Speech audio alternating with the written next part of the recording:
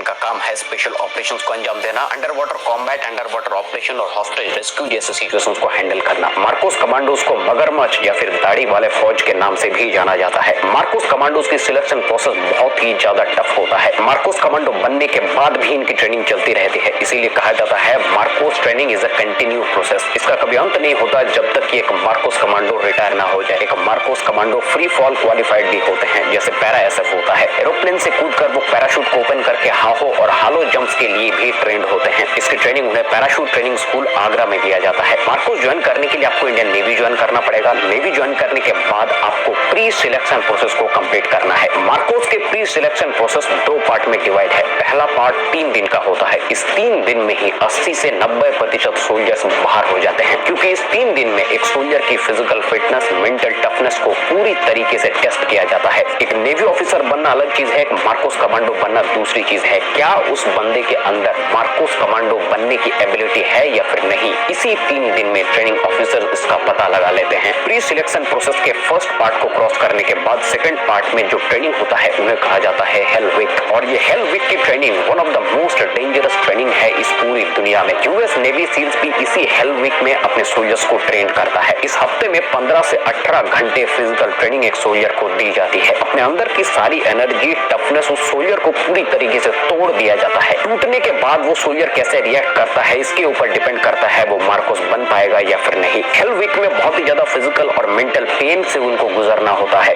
जो भी first part को क्रॉस करके सेकंड पार्ट में आए थे उनमें से 97 to 98% सोल्जर्स इसी हेल वीक में बाहर हो जाते हैं। लेकिन मैं आपको बता दूं, अभी तो मार्कोस की एक्चुअल ट्रेनिंग शुरू भी नहीं हुई है। ये प्री सिलेक्शन मोड है और जो लोग ये pre selection mode hell week को क्रॉस कर लेते हैं उन्हें फर्दर 2.5 से 3 साल की एक खतरनाक ट्रेनिंग दी जाती है। जिन्हें एक्चुअल मार्कोस बनना है उन्हें इस ट्रेनिंग को क्रॉस करना होगा। इस ट्रेनिंग में सबसे पहला 6 महीने की ट्रेनिंग होता है बेसिक स्पेशल फोर्स ट्रेनिंग, जो कि special force training school Nahan में कुछ समय के लिए इन्हें ट्रेन किया जाता है। बेसिक ट्रेनिंग में उन्हें physical test, underwater training, running, high pressure swimming जैसे बेसिक चीजों को सिखाए जाते हैं। बेसिक स्पेशल फोर्स ट्रेनिंग को कंप्लीट करने के बाद उन्हें एडवांस ट्रेनिंग के लिए भेजा जाता है। एडवांस ट्रेनिंग में उन्हें सबसे पहले हर एक तरीके की वेपन चलाने की ट्रेनिंग दी जाती है। इस दुनिया में जितने भी तरह के गन्स है, मार्कोस कमांडोज लगभग सभी गन्स को चलाने के लिए ट्रेंड है। एडवांस ट्रेनिंग में उन्हें एडवांस लेवल की डाइविंग कोर्स भी कंप्लीट करवाए जाते हैं। कमांडो टैक्टिक्स, स्किल्स के बारे में सिखाया जाता है। दुश्मन को कैसे जानना है, उसके स्ट्रेंथ और उसके वीकनेसेस को कैसे आइडेंटिफाई करना है, ये सारी चीजें मार्कोस कमांडोज को सिखाए जाते हैं। इसके अलावा close quarter battle, hand to hand combat में क्रफ मागा जैसे मार्शल आर्ट की ट्रेनिंग उन्हें दी जाती है।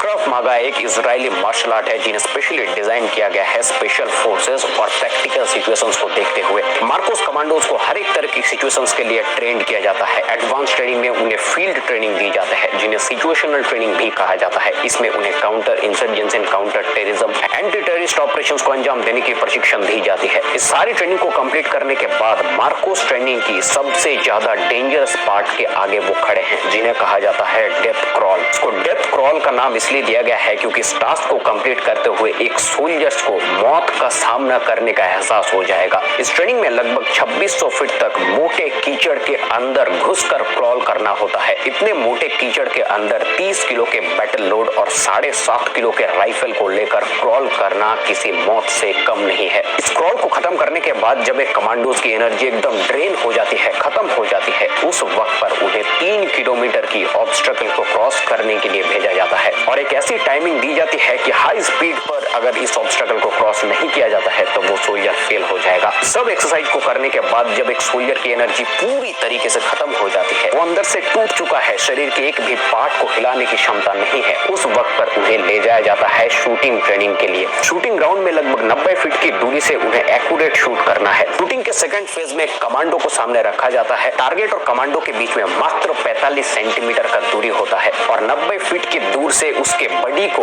उसी टारगेट को हिट करना है। शर्त सिर्फ इतना है कि कमांडो को चोट न लग जाए। अगर